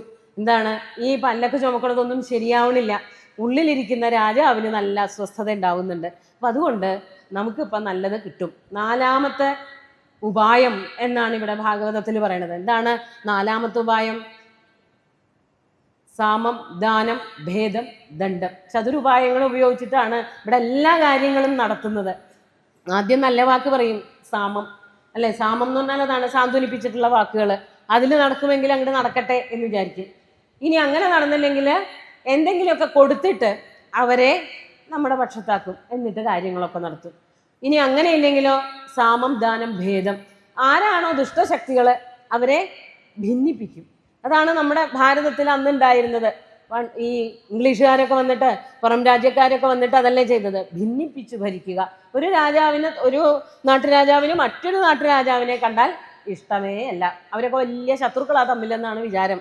പക്ഷെ നമ്മളൊക്കെ ഭാരതീയരാണെന്നുള്ളത് അവർ തിരിച്ചറിഞ്ഞിരുന്നില്ല. അങ്ങനെയാണ് അവർ തമ്മിൽ ശത്രുത ഉണ്ടായിരുന്നത്. അതുണ്ടാക്കുകയാണ് ചെയ്യുക നമ്മൾ കാര്യങ്ങൾ നടത്താൻ വേണ്ടിയിട്ട്. അവസാനത്തേതാണ് ദണ്ഡോപായം. ദണ്ഡം എന്ന് പറഞ്ഞാൽ എന്താ? അടി, ശിക്ഷ. ശിക്ഷ എന്നാണ് ശരിക്കും. ദണ്ഡം എന്ന് പറഞ്ഞാൽ ശിക്ഷ കൊടുക്കുക. അത് ഏത് തരത്തിലുള്ള ശിക്ഷയും ആവാം. അപ്പോൾ ഈ അമാലന്മാർക്ക് മനസ്സിലായി, വലിയ താമസമില്ലാതെ രാജാവിൻ്റെ കയ്യിൽ നിന്നും ശിക്ഷ കിട്ടും, ദണ്ഡം കിട്ടും. അപ്പോൾ അവരുടെ കുഴപ്പം കൊണ്ടല്ല, അതാണ് മറ്റൊരു കാര്യം. അവരുടെ കുഴപ്പം കൊണ്ടാണ് അവർക്ക് ശിക്ഷ കിട്ടുന്നതെന്ന് വെച്ചാൽ പിന്നെ എന്തെങ്കിലുമൊക്കെ ഒരു രസമുണ്ട് പറയാൻ. ഇത് കൂടെ നടക്കണ ആള് ഒരു വിൽപ്പാട് ദൂരത്തേക്ക് പക്ഷിമൃഗാദികളോ ജീവികൾ എന്തെങ്കിലുമൊക്കെ ഉണ്ടോ എന്ന് നോക്കിയിട്ട് നടക്കുള്ളൂ വെച്ചാലോ, കിട്ടേണ്ട അടിയൊക്കെ ആർക്കാ വേണ്ടത്? ആ കുഴപ്പം ചെയ്യുന്ന ആൾക്കാരല്ലേ. തങ്ങൾക്ക് അടി കിട്ടുന്നതിൽ കാര്യമില്ലല്ലോ, നമ്മുടെ കുഴപ്പമല്ല. അതുകൊണ്ട് അവർ ഭയപ്പെട്ടിട്ടാണ് നടന്നിരുന്നത്. പിന്നെയും ഇത് തുടർന്നപ്പോൾ രാജാവിനോട് ഇവർ പറഞ്ഞു, നരദേവ, അല്ലയോ മഹാരാജാവേ, ഞങ്ങളുടെ കുഴപ്പം കൊണ്ടൊന്നും അല്ല കേട്ടോ ഇങ്ങനെ ഈ പല്ലക്കിനിങ്ങനെ ചാഞ്ചാട്ടം വരുന്നത്. അത് നമ്മളെല്ലാവരും മനസ്സിലാക്കണം. പല്ലക്ക് ചുമക്കുന്ന കാര്യമല്ല. ഒരു കൂട്ടായ്മയിൽ ഒരു 5-6 പേര് കൂടിയിട്ട് ഒരു കാര്യം ചെയ്യുമ്പോൾ അതിൽ ഒരാൾ പിഴച്ചാൽ മതി, ഒരാൾ അല്പം വഴിമാറിയാൽ മതി, അതിൻ്റെ മുഴുവനും ലക്ഷ്യത്തിലേക്ക് എത്താൻ പറ്റാതെ കണ്ടുവരും. പിന്നെ എത്ര കണ്ട് ഉത്സാഹിച്ചാലും അത് ഒരു പൂർത്തീകരണം, ഒരു കംപ്ലീഷനിലേക്ക് എത്താൻ നല്ല പണിയാണ്. മറ്റുള്ളവർ അത്യധ്വാനം ചെയ്യേണ്ടി വരും. ഈ ഗ്രൂപ്പ് ടാസ്ക് ഒക്കെ വരുമ്പോൾ എപ്പോഴും കുട്ടികൾ പറയുന്ന, മക്കൾ പറയുന്ന ഒരു കാര്യമാണ്, അയ്യോ ഇന്നാൾ കൂടുന്നില്ല, മറ്റാൾ സഹകരിക്കുന്നില്ല എന്നൊക്കെ പറഞ്ഞിട്ട് ഈ ആരാണോ, ആരുടെ തലയിലാണോ ചുമതല വരുന്നത് അവർ അത്യധ്വാനം ചെയ്തിട്ടാവും അത് ഒരു വിധമൊക്കെ കംപ്ലീറ്റ് ആക്കുക. അതുപോലെ ഇവർ വേഗം ചെന്നിട്ട് രാജാവിനോട് പറഞ്ഞു, ഇന്ന് കൂട്ടിച്ചേർത്ത ഒരാളുണ്ടല്ലോ, അധുനാനിയുക്ത, അയാളുടെ കുഴപ്പം കൊണ്ടാണ് കേട്ടോ പല്ലക്ക് വേണ്ടതുപോലെ നടക്കാത്തത്, കൊണ്ട് നടക്കാൻ പറ്റാത്തത് എന്ന്. അപ്പോൾ സാംസർഗികമായിട്ടുള്ള ദോഷമാണത്. കൂട്ടുകൂടുന്നത്, പറ്റാത്ത ഒരാളെ കൊണ്ടുവന്ന്, പറ്റാത്ത ആളെന്ന് ഇവർക്ക് തോന്നിയില്ല. കണ്ടപ്പോൾ നല്ല മിടുക്കനാണ്, ശരീരമുണ്ട്, ഇതൊക്കെ ഏറ്റിക്കൊണ്ട് നടക്കാനുള്ള ആരോഗ്യമുണ്ട്, അധികം മിണ്ടണമൊന്നുമില്ല എന്നേ ഉള്ളൂ. അങ്ങനെയൊക്കെയുള്ള ഒരാളെ തൽക്കാലത്തേക്ക് ഇവിടുന്ന് അവിടം വരെ എത്തല്ലേ വേണ്ടു, ആ ആള് പാകാവെന്ന് വിചാരിച്ചിട്ടാണ് അമാലന്മാർ അങ്ങനെയൊക്കെ ചെയ്തത്. പക്ഷേ അബദ്ധമായിപ്പോയി, തെറ്റിപ്പോയി എന്ന് മനസ്സിലായി. അപ്പം നീ ഞങ്ങൾക്ക് കൊണ്ടൊന്നും ഒന്നും പറയാൻ സാധിക്കില്ല, രാജാവ് തന്നെ എന്തെങ്കിലും പറഞ്ഞാൽ ഇയാൾക്കൊരു മാറ്റം ഉണ്ടായിക്കോട്ടെ എന്നുള്ളത് കൊണ്ടാണ് അവർ രാജാവിനോട് തന്നെ കാര്യങ്ങൾ അവതരിപ്പിച്ചത്. അപ്പോൾ ഇങ്ങനെ ചാഞ്ചാടി പോകുന്നതിനിടയ്ക്ക് രാജാവ് എന്ത് ചെയ്തു? പുറത്തേക്ക് നോക്കിയിട്ട് പറയാണ്, നല്ല ഭാഷയിലല്ല, കുത്തുവാക്ക് നമ്മൾ പറയില്ലേ, കുത്തുവാക്ക് പറയാന്ന് പറഞ്ഞാൽ എങ്ങനെയാ, ഒരു ചെറുതായിട്ട് അതിൽ നമുക്ക് മനസ്സിലാവും നമ്മളെയാണ് ഉദ്ദേശിക്കുന്നത്, നമ്മൾ എന്തൊക്കെയോ മര്യാദയ്ക്ക് ചെയ്യാത്തത് കൊണ്ടാണ് അതൊക്കെ സംഭവിച്ചത് എന്നുള്ളത് മനസ്സിലാക്കാൻ തക്കവണ്ണമുള്ള 4 വാചകം രാജാവ് പറയാണ്. അല്ലയോ സഹോദര, അങ്ങനെയാ പറയണത്, ഹേ അഹോ കഷ്ടം ഭ്രാതഃ വ്യക്തം ഒരു പരിശ്രാന്ത. അയ്യോ അങ്ങ് ഈ പല്ലക്ക് ചുമന്ന് നടന്നിട്ട് വല്ലാണ്ട് അയക്കണു, നല്ലോണം ക്ഷീണമുണ്ട് കേട്ടോ, മര്യാദയ്ക്കൊന്നും നടക്കാത്തത് കൊണ്ട് ഒട്ടും ക്ഷീണമില്ല, അതുകൊണ്ട് ക്ഷീണമുണ്ട് എന്ന് വിപരീത ലക്ഷണം കൊണ്ട് വിപരീതമായിട്ട് പറയാണ്. എന്തൊരു ഭംഗിയാണ് നിന്നെ എന്ന് പറയുമ്പോൾ നമുക്ക് മനസ്സിലാവും അത്ര ഭംഗിയൊന്നും ഇല്ല, വെറുതെ കളിയാക്കാൻ പറയണതാണ് എന്ന്. അത് മനസ്സിലായിക്കോട്ടെ. അതാണ് ആദ്യത്തെ ഉപായം, സാമം. വാക്കുകൾ പറഞ്ഞ് അതുകൊണ്ട് അയാൾ സ്വയം തിരുത്തി പോവുകയാണ് വെച്ചാൽ ശരിയായല്ലോ, നന്നായല്ലോ എന്ന് കരുതിയിട്ടാണ് പറയണത്. അങ്ങനെ മാത്രമല്ല, ദീർഘമധ്വാനം, നല്ല ദൂരം, ഏകഹ, ഒറ്റയ്ക്കാണല്ലോ ചുമന്നത്, ഈ ബാക്കി ആരും ഉണ്ടായിരുന്നല്ലോ, അങ്ങൊറ്റയ്ക്കല്ലേ ചുമന്നത്, അതിൻ്റെ ക്ഷീണമൊക്കെ അങ്ങക്ക് നല്ലോണം ഉണ്ട്. മാത്രമല്ല അങ്ങ് എന്തൊരു കൃശനാ, നാദിപീവ, ഒട്ടും ആരോഗ്യമില്ല, അതൊന്നും ചുമന്നുകൊണ്ട് നടക്കാനുള്ള ആരോഗ്യം അങ്ങേക്കില്ല. ജരസാചോഭദ്രുത, വാർദ്ധക്യവും വന്നു ചേർന്നിട്ടുണ്ട്. അപ്പോൾ വാർദ്ധക്യം വന്നു ചേർന്നാൽ അതിന് മറുമരുന്നേതും ഇല്ലെന്നിരിക്കെ കർത്തവ്യം ചിന്തയെന്നെ സുദൃഢം അതിനെ ആലിംഗനം ചെയ്യത്രേ എന്നൊരു ശ്ലോകം ഞാൻ എവിടെയോ പഠിച്ചതോർക്കാണ്. പ്രായമായി എന്ന് വെച്ചാൽ എന്താ ചെയ്യുക? ആ പ്രായാധിക്യത്തെ നമ്മൾ സ്വീകരിക്കുക. ഇയാളെ കളിയാക്കാണ്, തന്നെ കണ്ടാൽ നല്ല വൃദ്ധനാണ് എന്നും തോന്നുന്നുണ്ട്. അതുകൊണ്ട് ഈ പല്ലൊക്കെ ചുമക്കാൻ പറ്റാണ്ടായില്ലേ, കുറെ അധികം നേരമായല്ലോ ഇത് ചുമന്നുകൊണ്ട് നടക്കണം. അപ്പം അതുകൊണ്ട് അങ്ങക്ക് പല്ലൊക്കെ ചുമക്കാൻ പറ്റാതെയായോ? അതുകൊണ്ട് ഒന്നുകൂടിയും ആരോഗ്യത്തോട് കൂടിയിട്ട് നല്ലവണ്ണം ഒന്ന് ഈ കൂട്ടുകാരോട് കൂടിയിട്ട് ശ്രദ്ധിച്ച് ശിബിക, ശിബിക എന്നാണ് പല്ലക്കിന് മറ്റൊരു വാക്ക്, ഡോളിക, ഡോല, ശിബിക എന്നൊക്കെ സംസ്കൃതത്തിൽ പറയും. അതെടുത്ത് നടന്നോളൂ, ഒന്നുകൂടി ശ്രമിക്കൂ എന്നൊക്കെ പറഞ്ഞ് കുത്തുവാക്കൊക്കെ പറഞ്ഞ് അദ്ദേഹത്തിന് മനസ്സിലായിക്കോട്ടെ. പക്ഷേ ഈ ജഡഭരതൻ ആരോടും ഒന്നും സംസാരിച്ചതായിട്ട് ഇതുവരെ കേട്ടിട്ടില്ല, ഒന്നും പറയാറില്ല. അതുകൊണ്ട് അപ്പോഴും ഒന്നും മിണ്ടിയില്ല. എന്നിട്ട് ശിബിക എടുത്തിട്ട്, അതായത് രാജാവ് പുറത്തേക്ക് തലയിട്ട് നോക്കി പറഞ്ഞു. അപ്പൊ കുറച്ചു നേരം പല്ലക്ക് അനങ്ങാണ്ട് നിന്നു. വീണ്ടും പല്ലക്ക് എടുത്തിട്ട് നടക്കാൻ തുടങ്ങി. പല്ലക്ക് എടുത്ത് നടന്നിട്ട് വല്ല വ്യത്യാസം ഉണ്ടായോ? ഒരു വ്യത്യാസം ഉണ്ടായില്ല. എങ്ങനെയാണോ ആദ്യം ചെയ്തത്, ഈ പറഞ്ഞൊരു വിൽപ്പാട് ദൂരത്ത് നിന്നും ഈ പ്രാണികളെയൊക്കെ ഉണ്ടെങ്കിൽ അതിനെയൊക്കെ മാറ്റി പിന്നെയും പല്ലക്ക് ചാഞ്ചാടി തന്നെ യാത്ര തുടർന്നു. അദ്ദേഹത്തിന് രഘുഗണ മഹാരാജാവിന് കഠിനമായിട്ട് ദേഷ്യം വന്നു. അദ്ദേഹം പ്രകുപിതഹ എന്നാണ് വാക്ക് ഭാഗവതത്തിൽ പറയുന്നത്. കുപിതഹ എന്ന് പറഞ്ഞാൽ തന്നെ നല്ലോണം ദേഷ്യം വന്ന ആളെന്നാണ് അർത്ഥം. പ്രകുപിതഹ എന്ന് പറഞ്ഞാലോ അത്യന്തം ക്രുദ്ധ, നല്ലോണം ദേഷ്യം വന്നിട്ട്. ഇപ്പൊ ഒരു തവണ പറഞ്ഞതല്ലേ, അപ്പൊ പറഞ്ഞാൽ മനസ്സിലാവണ്ടേ, മനസ്സിലാവാതെ പിന്നെയും തോന്നിയ പോലെ ചെയ്യാം എന്നുള്ള ദേഷ്യത്തോട് കൂടിയിട്ട് എന്ത് ചെയ്തു? അദ്ദേഹം പുറത്തിറങ്ങിയിട്ട് ചോദിക്കുകയാണ്, ത്വം ജീവൻ മൃത. എന്താ ജീവൻ മൃത എന്ന് പറഞ്ഞാല്? ജീവിച്ചിരിക്കുമ്പോൾ തന്നെ ചത്തതിനൊക്കുമേ ജീവിച്ചിരിക്കലും, ഒരു പ്രയോജനം ഇല്ലാത്ത ആളാണ്, അങ്ങ് മരിച്ചുപോയോ എന്നൊക്കെ നമ്മളെപ്പോഴും വല്ല ചത്തുപോയനെ എന്നൊക്കെ നമ്മൾ പറയുന്നു, പേടിച്ച് ചത്തുപോയനെ എന്നുള്ള രീതിയിൽ അങ്ങനെയുള്ളൊരു വാക്കാണ് ജീവൻ മൃത. ജീവിച്ചിരിക്കുമ്പോൾ തന്നെ മരിച്ചു പോയിട്ടാണോ? അങ്ങയുടെ ആത്മാവൊക്കെ പോയോ? വേണ്ടതുപോലെ ഇത് കൊണ്ടു നടക്കാത്തത് എന്താണ്? എന്നെ യാതൊരു പേടിയില്ല, ഞാനൊരു രാജാവല്ലേ, ഞാൻ പറയുന്നതിനെ നിസ്സാരവൽക്കരിച്ചുകൊണ്ട് ഞാൻ പറഞ്ഞത് അല്പം പോലും കേൾക്കാതെ അങ്ങക്ക് ഇഷ്ടം പോലെ തന്നെ ഇപ്പോഴും പല്ലക്ക് ചുമന്ന് നടക്കുന്നു. എൻ്റെ കയ്യിൽ നല്ല ശിക്ഷാ ഉപായങ്ങളൊക്കെ ഉണ്ട്, ഓർത്തോളൂ, ആവശ്യത്തിന് ഞാൻ പ്രയോഗിക്കുക തന്നെ ചെയ്യും എന്ന് ഒന്നുകൂടിയും ശക്തമായിട്ടുള്ള ഭാഷയിൽ രാജാവ് ഈ ജഡഭരതനോട് പറഞ്ഞു. അങ്ങനെ അബദ്ധമാണ് പറഞ്ഞത്, നമുക്ക് എല്ലാവർക്കും അറിയാം. അതിനി പറഞ്ഞ് തിരിച്ചിതൊക്കെ തന്നെ പറഞ്ഞ് അങ്ങോട്ടും കൊടുക്കുന്നുണ്ട്. അബദ്ധമായിട്ട് ഭാഷണം ചെയ്യുന്ന ഈ രാജാവിനെ നോക്കിക്കൊണ്ട്, അപ്പോൾ കുറച്ചു നേരം സൂക്ഷ്മമായിട്ട് നോക്കിയിട്ട് മനസ്സിലായി, വളരെയധികം രജോ ഗുണം കൊണ്ട് മൂടിയവനാണ് രാജാവ്.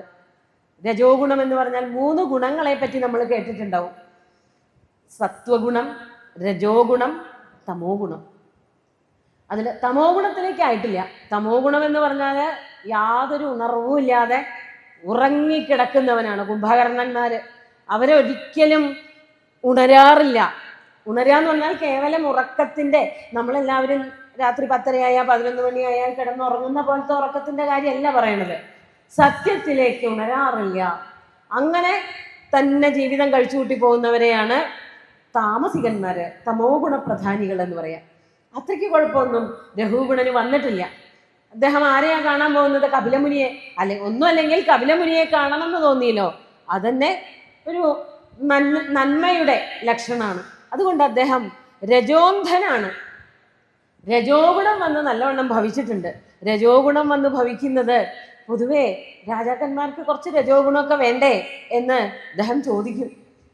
ഇങ്ങനെ അല്ലാണ്ട് രാജ്യകാര്യങ്ങളൊക്കെ എങ്ങനെയാ കൊണ്ടു നടക്കുക? അപ്പൊ രാജാവ് എന്നുള്ള നിലയ്ക്ക് കുറച്ച് രജോ ഗുണമൊക്കെ വന്നു കയറി ഞാൻ എന്ന ഭാവമൊക്കെയുള്ള ഒരവസ്ഥയിലാണ് രഘുഗുണൻ അവിടെ ഇരിക്കുന്നത്.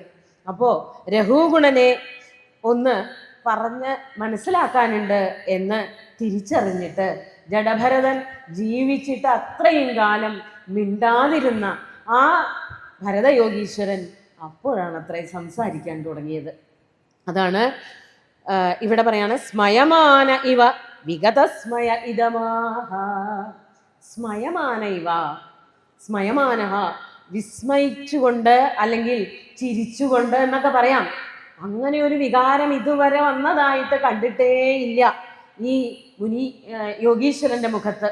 ഇത്രയധികം അഹങ്കാരത്തോടു കൂടിയിട്ടുള്ള പ്രഭാഷണം അല്ലെങ്കിൽ ക്രോധത്തോടു കൂടിയിട്ടുള്ള സംഭാഷണം കഴിഞ്ഞപ്പോൾ, അത് കേട്ടപ്പോഴാണ് ഇദ്ദേഹത്തിൻ്റെ മനസ്സിൽ ഒരു ചെറിയ ചിരി പൊട്ടി വന്നത്.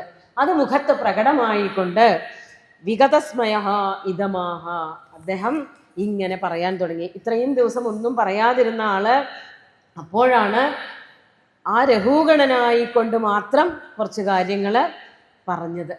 അതെന്തൊക്കെയാണ്? കുറേ അധികം കാര്യങ്ങൾ. ഇനി ഇവരുടെ സംഭാഷണമാണ് ഈ 10ാമത്തെ അധ്യായത്തില്. ബ്രാഹ്മണ ഉവാച എന്നുള്ളതാണ് ഭാഗവതത്തില് വ്യാസമഹർഷി പറയുന്നത്, അല്ലെങ്കിൽ ശ്രീശുകൻ പറയുന്നത് ബ്രാഹ്മണ ഉവാച എന്നേ ഉള്ളൂ. അതായത് ഈ ജഡഭരതൻ ഇപ്രകാരം പറഞ്ഞു: ത്വയോദിതം വ്യക്തമവിപ്രലബ്ധം ഭർത്തുസമേ സ്യാദ് യദി വീരഭാര ഗന്ധുര്യതി സ്യാദധിഗമ്യ മധ്വാ പീവേതിരാശൗ നവിദാം പ്രവാദ. അങ്ങ് ആരെ പറ്റിയാണ് ഇപ്പൊ സംസാരിച്ചത്? ആരുടെ കാര്യമാണ് ഇപ്പൊ പറയണത്? അതാണ് ചോദിക്കുന്നത്.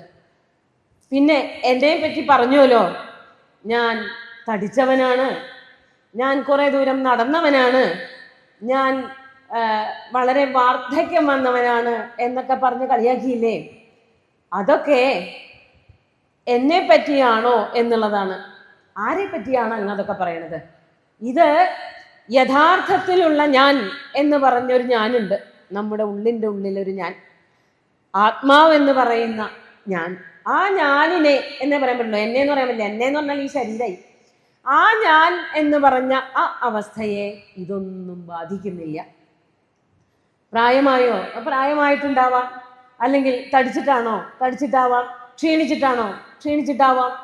ഏത് തരത്തിലുമാവാം. പക്ഷെ അത് ആരെയാണ് ഉദ്ദേശിച്ചത്? ഈ ശരീരമാകുന്ന എന്നെയാണോ? അതിൻ്റെ ഉള്ളിലിരിക്കുന്ന എന്നെയാണോ?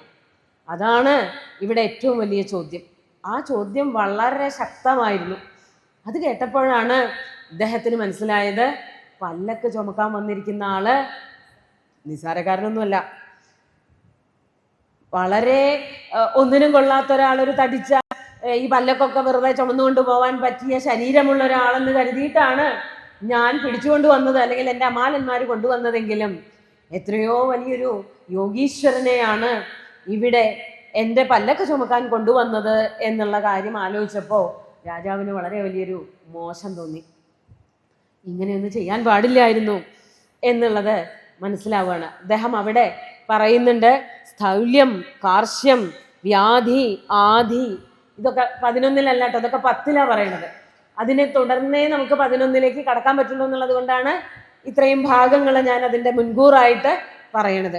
ഇങ്ങനെയുള്ള കാര്യങ്ങളൊക്കെ, വിശപ്പ്, ദാഹം, ക്ഷീണം തുടങ്ങിയുള്ളതൊക്കെ എൻ്റെ ഈ ശരീരത്തിന് മാത്രമേ സംഭവിക്കുള്ളൂ. അതിൻ്റെ ഉള്ളിലുള്ള ആ ഒരു ചൈതന്യത്തിന് ഇതൊന്നും ബാധകമേ അല്ല, ഇതൊന്നും വരില്ല. ആരെയാണ് അപ്പം അങ്ങനെയാ ചോദിക്കുന്നത്? ഈ ക്ഷീണം എന്ന് പറയുന്നത്, വിശപ്പ് എന്ന് പറയുന്നത്, ദുഃഖം, സുഖം എന്നൊക്കെ പറയുന്നത് ആരെ ഉദ്ദേശിച്ചാണ് പറഞ്ഞത് എന്നുള്ളത് എനിക്ക് മനസ്സിലായില്ല. അതുപോലെ തന്നെ അങ്ങനെ ഒരു വാക്ക് വിളിച്ചുല്ലോ, ജീവൻ മൃതൻ എന്ന്. സത്യമാണ്, ഞാൻ ജീവൻ മൃതൻ തന്നെയാണ്. എന്തുകൊണ്ട്? ജീവിച്ചിരിക്കുമ്പോൾ തന്നെ കാര്യങ്ങളെല്ലാം മനസ്സിലായവനാണ്. എല്ലാം എനിക്ക് മനസ്സിലായിട്ടുള്ള ആത്മതത്വം എന്താണ് എന്ന് തിരിച്ചറിഞ്ഞവനാണ് ഞാൻ എന്ന് പറയുമ്പോൾ അവിടെ എന്താണ് ആത്മാവെന്നും അതിൽ നിന്നാണ് വേറിട്ട് ഈ ശരീരം നിലനിൽക്കുന്നത് എന്നും ആ ഭരതയോഗീശ്വരൻ മനസ്സിലാക്കി. നമുക്ക് ഒരിക്കലും അത് ചെയ്യാൻ ഇതുവരെയും സാധിച്ചിട്ടില്ല. സാധിച്ചവരുണ്ടാവും കേട്ടോ, സ്വാമിജിയൊക്കെ അത് സാധിച്ചിട്ടുള്ള ആൾക്കാരാവും. ഏത് കാലത്തും അവർക്ക് ഒരേപോലെ ആയിരിക്കും. മാനസികാവസ്ഥ. ഒരേപോലെയാണ് മറ്റുള്ളവരെ കണക്കാക്കുക, പക്ഷഭേദങ്ങളില്ല. അത് ഒരു ബാഹ്യമായിട്ടുള്ള പ്രകടനമാണ്. ഈ ലോകത്ത് ജീവിക്കുമ്പോൾ അതൊക്കെ ആവശ്യം. ശരിക്കും ആരുമായിട്ടും ഇടപഴകാതെ ജീവിക്കുമ്പോൾ നമുക്ക് ഒന്നും വേണം തോന്നുന്നില്ല. അതായത് എല്ലാം തിരിച്ചറിഞ്ഞുകൊണ്ട് അതിൽ നിന്നൊക്കെയുള്ള വിരതി എന്ന് പറയും. രതിയും വിരതിയും. വിരതി എന്ന് പറഞ്ഞാൽ മതിയാക്കൽ. അത് വന്നിട്ടുണ്ടെങ്കിൽ നമ്മൾ നമ്മുടെ ഉള്ളിലുള്ളതായ ചൈതന്യത്തെ, ആ ബ്രഹ്മതത്വത്തെ തിരിച്ചറിഞ്ഞു എന്നുള്ളതാണ് മനസ്സിലാക്കേണ്ടത്. പക്ഷെ ലൗകികമായിട്ട് നമ്മളിവിടെ ജീവിക്കുമ്പോൾ എത്ര കാലം കൊണ്ടാണ് അത് തിരിച്ചറിയുക എന്നുള്ളതും പറയാറായിട്ടില്ല. അതുകൊണ്ടാണ് ഈ ഭരതയോഗീശ്വരൻ ഇത്ര ജന്മങ്ങൾ എടുത്തത്. ഇവിടെ ഇരിക്കുന്ന ഓരോ മനുഷ്യർക്കും അത് പല പല ജന്മങ്ങളെ കൊണ്ട് മാത്രമേ മനസ്സിലാക്കാൻ സാധിക്കുന്നുണ്ടാവുള്ളൂ. അപ്പോൾ അതാണ് ഞാൻ ആദ്യം പറഞ്ഞത്. ഇപ്പോൾ കാണുന്നതായി എല്ലാ വിഷയങ്ങളിൽ നിന്നും മാറി നടക്കുന്നവരെ നമ്മൾ മുദ്ര കുത്തുന്നത് വേറെ പേരിലാണ് എങ്കിലും അവരൊക്കെ ചിലപ്പോൾ പല ജന്മങ്ങളെ കൊണ്ട് ഇതെല്ലാം മനസ്സിലാക്കി വന്നിട്ടുള്ളവരാവണം. കഥകൾ പറയുന്നുണ്ട് രഘുഗുണൻ ആ മാൻകുട്ടിയായിരുന്നു എന്ന്. അത് പലരുടെയും വ്യാഖ്യാനമാണ് കേട്ടോ. ഈ ഭാഗവതത്തിൽ എവിടെയും പറയുന്നുണ്ടെന്നല്ല, പറഞ്ഞു വരുമ്പോൾ ആചാര്യന്മാര് നല്ല ഭംഗിക്ക് വേണ്ടി ചേർക്കണതാവും. എപ്പോഴും ഈ ഭരതയോഗീശ്വരന്റെ കൂടെ അല്ലെങ്കിൽ ഭരതന്റെ കൂടെ ആ മാൻകുട്ടി ഉണ്ടല്ലോ, അതുകൊണ്ട് ആ മാൻകുട്ടി തന്നെയാണ് ഇവിടെ രഘുഗണനായിട്ട് രാജാവായിട്ട് വന്നത്, കുറച്ചുകൂടി തിരിച്ചറിവുകൾ ഉണ്ടാവാൻ വേണ്ടിയിട്ട് എന്ന് പറയുന്ന ചില ആചാര്യന്മാര് അവരുടെ വാക്കുകളിൽ നിന്നും ഞാൻ ശ്രമിക്കുകയുണ്ടായി. അങ്ങനെ ജീവൻ മൃതനായിട്ടിരിക്കുന്നവനാണ് ഞാൻ എന്ന് പറയുമ്പോൾ ജീവൻ മുക്തന്മാരെന്ന് പറയും വേദാന്ത ദർശനത്തില്. എന്താണ് ജീവൻ മുക്തന്മാര്? ജീവൻ മുക്തന്മാരെന്ന് പറഞ്ഞാൽ ഇവിടെ കാണുന്നവരൊക്കെ ജീവൻ മുക്തന്മാരാണെന്നല്ല, ജീവൻ മുക്തന്മാരും ഉണ്ടാവാം. അവർക്ക് പക്ഷെ ഒന്നും വേണ്ടെന്ന് പറയാൻ പറ്റില്ല. അവർക്ക് വെള്ളം വേണം, ജലം, ഭക്ഷണം വേണം, വായു വേണം. പക്ഷേ അതിലൊന്നും ചേരുന്നുണ്ടാവില്ല. ഇന്ന ഭക്ഷണമേ കിട്ടാവൂ, ഇന്ന ദിക്കുന്നേ ഭക്ഷിക്കൂ, ഇന്ന വസ്ത്രമേ ധരിക്കൂ, ഇന്ന ആഭരണങ്ങൾ വേണം, ഇന്ന രീതിയിലേ ഞാൻ ജീവിക്കൂ എന്നൊന്നും യാതൊരു നിഷ്ഠയുമില്ലാത്തവരെയാണ് ജീവൻ മുക്തന്മാർ എന്ന് പറയുന്നത്. പഠിക്കുന്ന കാലത്ത് ഞങ്ങൾ വേദാന്തത്തിൻ്റെ ഒരു പേപ്പർ പഠിച്ചിട്ടുണ്ട്. കേരളവർമ്മ കോളേജിൽ പഠിക്കുമ്പോൾ ഞങ്ങൾക്ക് പഠിക്കാനുണ്ടായിരുന്നു. അതിൽ ഒരു വേദാന്ത സാരം എന്ന് പറഞ്ഞൊരു ഗ്രന്ഥത്തിൽ ഈ പറഞ്ഞ ജീവൻ മുക്തന്റെ ലക്ഷണം പറയും. അപ്പൊ ഞങ്ങളുടെ അധ്യാപകൻ എന്നെ പഠിപ്പിച്ച മാഷ് പറയും, ജീവൻ മുക്തന് റേഷൻ വേണ്ട എന്നൊന്നുമില്ല. അപ്പൊ ഞങ്ങൾക്ക് അന്നൊന്നും അതിന്റെ അർത്ഥം മനസ്സിലായില്ല. അതെന്താണോ മാഷ് അങ്ങനെ പറഞ്ഞത്? പിന്നെയാ മനസ്സിലാവണത്, ഇവിടെ ജീവിക്കുമ്പോൾ അതൊക്കെ ആവശ്യമാണല്ലോ. ശരീരം, ഈ ജീവൻ ശരീരത്തിൽ നിന്ന് വിട്ടുപോകുന്നത് വരെ ഇത് കൊണ്ടു നടക്കണം. അതിനെ നശിപ്പിക്കാനൊന്നും നമുക്ക് അധികാരമില്ല. നമ്മൾ ചോദിച്ചു വാങ്ങിയതൊന്നുമല്ല ഇത്, നമ്മൾ ഉണ്ടാക്കിയതല്ല ഇത്. അതുകൊണ്ട് ഇതിനെ നശിപ്പിക്കാൻ പാടില്ല. അതുകൊണ്ടാണ് ഈ ആത്മഹത്യ എന്ന് പറയുന്നത് വലിയൊരു തെറ്റ്, അതൊരു ക്രൈം ആവുന്നത്. അതുകൊണ്ടാണ് നമ്മളായിട്ടല്ല നമ്മളിവിടെ വന്നത്, നമ്മളാരും ആവശ്യപ്പെട്ടിട്ടല്ല. പല ലക്ഷ്യങ്ങളും പല ഫലപ്രാപ്തികൾക്കായിട്ടുമാണ് ഇവിടെ വന്നിട്ടുണ്ടാവുക. അത് വേണ്ടതുപോലെ തിരിച്ചറിഞ്ഞ് പ്രവർത്തിക്കുക എന്നുള്ളതാണ്, അതാണ് ചെയ്യേണ്ടത്. അപ്പൊ അതിൻ്റെ ഇടയ്ക്ക് വെച്ച് നമ്മൾ സ്വയം ഇതൊക്കെ വേണ്ടെന്ന് വെക്കുക, അവസാനിപ്പിച്ച് പോവുക എന്നുള്ളതൊക്കെ വലിയ ക്രൈം, ഏറ്റവും വലിയ തെറ്റുകുറ്റങ്ങളാകുന്നത് അങ്ങനെയാണ്. അപ്പോ ഇവിടെ പറയുന്നത് ഈ രഘുഗണനോട് രാജാവ് പറയാണ്, ഞാൻ ജീവൻ മൃതൻ തന്നെയാണ്, അല്ലെങ്കിൽ ജീവിക്കുകയും മരിക്കുകയും ചെയ്തുകൊണ്ടിരിക്കുന്നവനും ആണ്. ഈ അവസാനത്തെ ജന്മമാണ്, ജഡഭരതനായിട്ട് ഭരതന്റെ അവസാനത്തെ ജന്മമാണ്. അവിടെ ആ ഒരു ജന്മത്തോടു കൂടി, തിരിച്ചറിവോട് കൂടിയിട്ട് ഇദ്ദേഹം മോക്ഷത്തിലേക്ക് എത്തിച്ചേരാണ്. ഭഗവാനിൽ ലയിക്കുക എന്ന് നമുക്ക് ആലങ്കാരികമായിട്ട് പറയാം. അല്ലെങ്കിൽ ആ ആത്മാവിൻ്റെ ലക്ഷ്യങ്ങളെല്ലാം തീർന്നു, പരബ്രഹ്മത്തിലെത്തി എന്നും നമുക്കതിനെ വ്യാഖ്യാനിക്കാം. അതാണ് ഇവിടെ പറയണത്. ഈ ഭാഗവതം പോലെയുള്ള ഇത്ര വലിയൊരു ശ്രീകൃഷ്ണ കർണാമൃത കഥകൾ ഇങ്ങനെ പറഞ്ഞുകൊണ്ടിരിക്കുന്നതിനിടയിൽ എത്രയോ അംശങ്ങൾ ഇതുപോലെ നമ്മളെ ഉപദേശിക്കാൻ വേണ്ടിയിട്ട് വ്യാസമഹർഷി കണ്ടെത്തുന്നു. കഥ പറയുകയാണ് എങ്കിൽ നമ്മൾ ചെറിയ കുട്ടികൾക്ക് കഥ പറഞ്ഞു കൊടുക്കുമ്പോൾ ഇങ്ങനെയുള്ള ഭാഗങ്ങളൊന്നും പറയാറില്ല. ഇത് ഒരു കൂട്ടരെ മാത്രം ഉദ്ദേശിച്ചു കൊണ്ടുള്ളതല്ല. ഈ ലോകത്തിലെ ജനങ്ങൾക്ക് എല്ലാവർക്കും ഭാഗവതത്തിനോട്, ഭാഗവത കഥകളോട് താല്പര്യം ഉണ്ടാവണം. ആ കഥകളിലൂടെ നമ്മൾ എത്തേണ്ടത് മോക്ഷത്തിലേക്കാണ് എന്നുള്ളതാണ് ഇവിടെ കാണിക്കുന്നത്. അല്ലെങ്കിൽ ഈ ഓരോ കഥാംശങ്ങൾ എടുക്കുമ്പോഴും അവിടേക്ക് എന്തിനാ ഇങ്ങനെ ഉപദേശങ്ങൾ? എന്തിനാ ഇത്തരം ഈ ആത്മതത്വത്തെ അനാവരണം ചെയ്യുന്ന അംശങ്ങള് ശ്ലോകങ്ങളൊക്കെ കൂട്ടിച്ചേർക്കുന്നത് എന്തിനാ? അതുകൊണ്ട് നമ്മൾ തിരിച്ചറിയേണ്ടത് ഇതാണ്, നമ്മുടെ ആരാധ്യമായിട്ടുള്ള ഈ ഗ്രന്ഥപാരായണത്തിലൂടെ നമ്മൾ ആരാണെന്നുള്ള, നമ്മളുടെ ഇന്ദ്രിയങ്ങളൊക്കെ പുറത്തേക്കാണ്, ആ പുറത്തേക്കുള്ള ഇന്ദ്രിയങ്ങളൊക്കെ അകത്തേക്കായിട്ട് മനസ്സ് എന്ന് പറയുന്നതാണ് യഥാർത്ഥ ഇന്ദ്രിയം കേട്ടോ. ഇവിടെ കണ്ണുണ്ട്, മൂക്കുണ്ട്, നാക്കുണ്ട്, തൊക്കുണ്ട്, ചെവിയുണ്ട് എന്ന് പറഞ്ഞാലും കയ്യ, കാല്, പാണി, പാദം, പായു, ഉപസ്ഥങ്ങള്, നാവ്, ഇങ്ങനെ 5 കർമ്മേന്ദ്രിയങ്ങൾ ഉണ്ടെന്ന് പറഞ്ഞാലും ഇതൊക്കെ ഇവിടെ പ്രവർത്തിക്കുന്നത് മനസ്സിന്റെ ശക്തിയിലാണ്. മനസ്സുകൊണ്ടാണ് നമ്മൾ ഇതിനെ നിയന്ത്രിക്കുന്നത്. അപ്പൊ 11ാമത്തെ ഇന്ദ്രിയം എന്ന് പറഞ്ഞ് നമ്മൾ പഠിച്ചു വച്ചിരിക്കുന്നതായ മനസ്സ്, അതാണ് യഥാർത്ഥ എല്ലാ ഇന്ദ്രിയങ്ങളും ചേർന്നതായിട്ടുള്ള രൂപം. അതായത് നമ്മളൊരു പുസ്തകത്തിൽ മുഴുകിയിരിക്കുകയാണ്, ചിലപ്പോൾ വിളിച്ചാൽ കേൾക്കണമെന്നുണ്ടാവില്ല, ചെവി കൂടെ ആ ശബ്ദം പോയിട്ടുണ്ടാവും, മനസ്സിലേക്ക് എത്തിയിട്ടുണ്ടാവില്ല. മനസ്സ് മുഴുവനും പുസ്തകത്തിലായതുകൊണ്ട് നമ്മുടെ ചെവിയിലൂടെ ശബ്ദം കേട്ടിട്ടില്ല എന്ന് പറയണില്ല, മനസ്സ് അവിടെ വ്യാപരിക്കുന്നില്ല എന്നുള്ളത് കൊണ്ട് വിളിച്ചത് കേട്ടിട്ടുണ്ടാവില്ല, ഗന്ധങ്ങൾ തിരിച്ചറിഞ്ഞിട്ടുണ്ടാവില്ല. അപ്പോൾ മനസ്സിനെയാണ് ഏറ്റവും ശക്തമായിട്ടുള്ള ഇന്ദ്രിയമായിട്ട് പറയുന്നത്. അപ്പോൾ ആ മനസ്സുണ്ട് എങ്കിലേ നമുക്ക് എല്ലാത്തിനെയും നിയന്ത്രിക്കാൻ സാധിക്കുള്ളൂ. അതുകൊണ്ടാണ് ആദ്യമേ തന്നെ ഇതിന് ആമുഖം പറഞ്ഞ മേനോൻ സാറ് പറഞ്ഞത്, നമുക്ക് തിരുത്താൻ, നമുക്ക് മാറ്റാൻ പറ്റാത്തതായിട്ട് ഒന്നുമില്ല, മനസ്സ് വയ്ക്കുകയോ വേണ്ടു. പക്ഷെ നമ്മൾ മനസ്സ് വയ്ക്കില്ല, ബുദ്ധിയാണ്. ബുദ്ധിം തു സാരഥിം വിദ്ധി എന്ന് ഗീതയിൽ പറയുന്നുണ്ട്. ആരാ മുമ്പ് പോണ്ടത്? ബുദ്ധിയാ മുമ്പ് പോണ്ടത്. ഇന്ദ്രിയങ്ങളായിട്ട്, കുതിരകളായിട്ടുള്ള ഇന്ദ്രിയങ്ങൾ ഇങ്ങനെ മുമ്പാക്കം പോകുമ്പോൾ അതിൻ്റെ കടിഞ്ഞാണ് കൊടുക്കേണ്ടത് ബുദ്ധിക്കാണ്, മനസ്സിനല്ല. മനസ്സെപ്പോഴും പ്രിയങ്ങളെ അന്വേഷിച്ചു കൊണ്ടുപോകും. ഹിതമാണ് നമുക്ക് ആവശ്യം. ഹിതമായിട്ടുള്ളത് എന്താണെന്നുള്ളത് തിരിച്ചറിയണമെങ്കിൽ ബുദ്ധി തന്നെ പ്രവർത്തിക്കണം. അതായത് കുട്ടികൾ പഠിക്കാൻ പോകുമ്പോൾ പ്രിയം മടിയിലേക്കാവും, ഇന്ന് പോണ്ട, ഞാൻ പോണില്ല. പക്ഷെ ഹിതം എന്താ? ആ കുട്ടിക്ക് ഉണ്ടാവേണ്ടത് അറിവാണ്.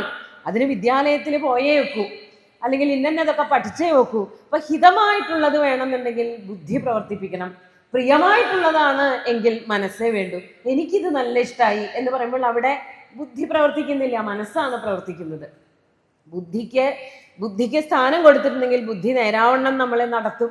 പക്ഷെ നമ്മൾ പലപ്പോഴും ബുദ്ധിയെയൊക്കെ എവിടെയോ കൊണ്ട് ചവിട്ടുകൊട്ടയിലൊക്കെ ഇട്ടിട്ട് മനസ്സുകൊണ്ടാണ് ജീവിക്കുക. അപ്പൊ അതുകൊണ്ട് നമുക്ക് ദുഃഖങ്ങൾ വരും, സുഖങ്ങൾ വരും, ഇതിലൊക്കെ നമ്മൾ ഉഴറുകയും ചെയ്യും. ഈ ലൗകിക ജീവിതത്തിൽ ഇങ്ങനെയൊക്കെയാണ് കുറേയൊക്കെ. കാലം ചെല്ലുമ്പോഴേ അത് മനസ്സിലാവുള്ളൂ. ഞാനും കുട്ടിയായിരുന്നപ്പോൾ ഇതിലൊന്നും ഞാൻ പെടില്ല, ഇങ്ങനെയൊന്നും ഞാൻ പോവില്ല. ഞാൻ മനസ്സിൻ്റെ ഇഷ്ടങ്ങൾക്ക് പ്രാധാന്യം കൊടുത്തിരുന്ന ഒരാൾ തന്നെയാണ്.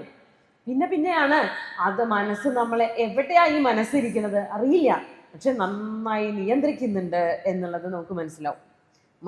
ബുദ്ധിക്ക് മനസ്സിലാവും, മനസ്സാണ് ഇവിടെ കാര്യങ്ങളൊക്കെ നടത്തുന്നത്.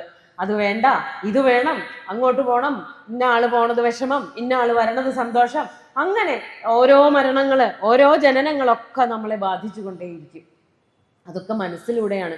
ബുദ്ധിക്കറിയാം ജനിച്ചാൽ മരണമുണ്ട് എന്നുറപ്പിച്ചാൽ പിന്നെ അവിടെ വേറെ എന്തെങ്കിലും അപരിഹാര്യേസ്മിൻ നത്വം ശോചിതുമർഹസി എന്ന് അർജുനനോട് ഭഗവാൻ പറഞ്ഞത് അതല്ലേ. ജനിച്ച ഒരു ദിവസം മരിക്കണം, പിന്നെന്താ അതിലിപ്പോൾ എത്ര വിഷമിക്കാനുള്ളത്?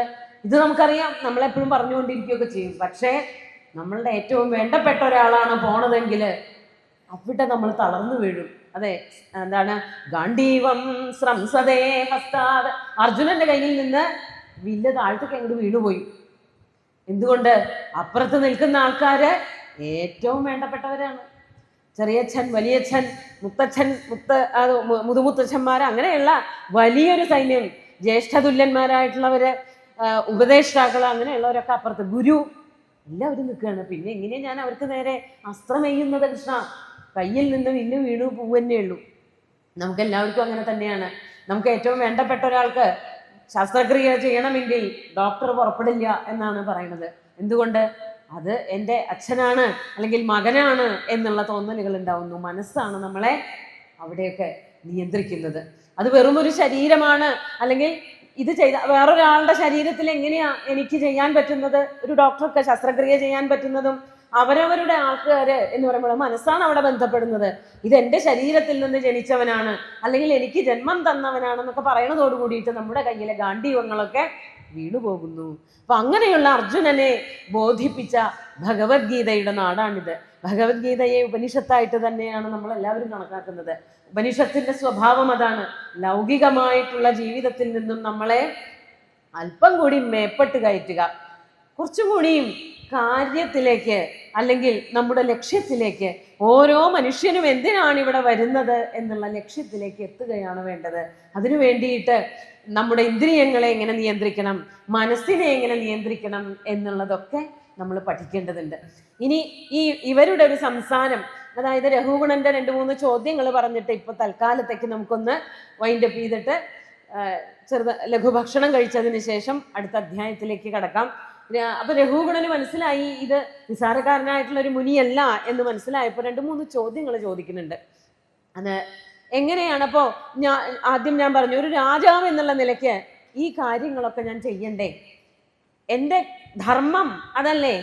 ക്ഷാത്രധർമ്മം എന്ന് പറഞ്ഞാല്, ക്ഷത്രിയന്മാരുടെ ധർമ്മം എന്ന് പറഞ്ഞാൽ രാജ്യം പരിപാലിക്കുകയല്ലേ, ജനങ്ങളെ വേണ്ടതുപോലെ ധർമ്മത്തിലേക്ക് നയിക്കുക. അതൊക്കെ ഞാൻ ചെയ്യേണ്ടതല്ലേ?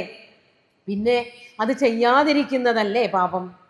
ഇവിടെ ഇങ്ങനെ നിർഗുണനായി ജീവിക്കുന്നതാണോ ശരി, അതോ ഈ പ്രവൃത്തികളൊക്കെ ചെയ്യുന്നതാണോ ശരി? നമുക്കെല്ലാവർക്കും തോന്നണത് തന്നെയാണ്. ഈ പറഞ്ഞ പ്രവൃത്യുന്മുഖമായിട്ടുള്ള ജീവിതം കൊണ്ടല്ലേ നമുക്ക് ജീവിതം മുമ്പാക്കം കൊണ്ടുപോകാൻ പറ്റുള്ളൂ. അപ്പൊ അതല്ലേ ശരി? ഇനി നമ്മുടെ ഉള്ളിൽ ഒരു ചൈതന്യമുണ്ട് എന്ന് പറഞ്ഞു. ആ ചൈതന്യം ഈ ശരീരത്തിലാണല്ലോ ഇരിക്കുന്നത്. അപ്പോ ഈ പാത്രത്തില്, ചൂടാക്കാൻ വെക്കുന്ന പാത്രത്തിൽ, അല്ലെങ്കിൽ ഒരു പായസം ഉണ്ടാക്കുകയാണ് എന്ന് വിചാരിക്കും. പാത്രം അടുപ്പത്ത് വെച്ചിട്ട് അതിൽ കുറച്ച് പാലൊഴിച്ച് തിളപ്പിച്ച് അരിയിട്ട് തിളപ്പിച്ച് അങ്ങനെയാണ് പായസം ഉണ്ടാക്കുക. അപ്പോൾ നമ്മൾ ചൂടാക്കുന്നത് എന്തിനെയാണ്? അരിയെയാണോ, പാലിനെയാണോ, പാത്രത്തിനെയാണോ? പാത്രത്തിനെയല്ലേ. പാത്രമേ ചൂടാവുന്നുള്ളൂ. അപ്പൊ പരമ്പരയാ ആ ചൂട് എന്തിലേക്ക് എത്തും? പാലിലേക്കും എത്തും, അതിലുള്ള അരിയിലേക്കും എത്തും. അങ്ങനെ അത് പായസമാകും. അപ്പൊ ഇവിടുത്തെ ചോദ്യം അതാണ്, ഈ പാത്രം അല്ലെങ്കിൽ ക്ഷേത്രം, ഈ ശരീരം, ആ ശരീരത്തിന്റെ ഉള്ളിലിരിക്കുന്ന ചൈതന്യത്തിന് ശരീരത്തിന്റെ സ്വഭാവം കയറിപ്പോകില്ലേ? ശരീരത്തിന് ഇങ്ങനെയൊക്കെ ചെയ്യേണ്ടതായിട്ട് വരുമ്പോൾ കുറേ കാലം അതിൻ്റെ കൂടെ നിന്നാൽ അതിൻ്റെ ഒരു സ്വഭാവം അതിലേക്ക് വരില്ലേ? നമ്മൾ വസ്ത്രങ്ങളൊക്കെ, അത് കളറിളകുന്ന വസ്ത്രത്തിൻ്റെ അടുത്തൊരു വെള്ള വസ്ത്രം കുറച്ചു നേരം വെച്ചാൽ ഇതിൻ്റെ കളർ അതിലേക്ക് അങ്ങോട്ട് കൂടിച്ചേരും. പിന്നെ വെള്ളയായിരുന്ന വസ്ത്രം ചെറിയൊരു ചുവപ്പ് നിറത്തിൽ കാണാം, ചുവന്ന നിറമുള്ള വസ്ത്രമാണ് അടുത്ത് വെച്ചതെങ്കിൽ. അതുപോലെ ഈ ആത്മാവിന് ശരീരത്തിൻ്റെ സ്വഭാവങ്ങൾ വന്നു ഭവിക്കില്ലേ എന്നൊരു ചോദ്യം. അതുപോലെ അതിൻ്റെ കൂട്ടത്തിലുള്ളതാണ് ഈ നമ്മുടെ ഈ ശരീരം കൊണ്ട്, അല്ലെങ്കിൽ നമ്മുടെ ഈ ആത്മാവ് കൊണ്ട് നമ്മൾ എങ്ങനെയാണ്, നമ്മുടെ ശരീരം കൊണ്ട് എങ്ങനെയാണ് ആത്മതത്വത്തെ മനസ്സിലാക്കിയെടുക്കുന്നത്? ഈ ശരീരം എന്ന് പറഞ്ഞത് നശ്വരവും, അത് കുറച്ചു കാലം കഴിഞ്ഞാൽ ശീര്യത, ശരീരത്തിന്റെ പേര് തന്നെയാണ്, നശിച്ചു പോകുന്നതാണ്.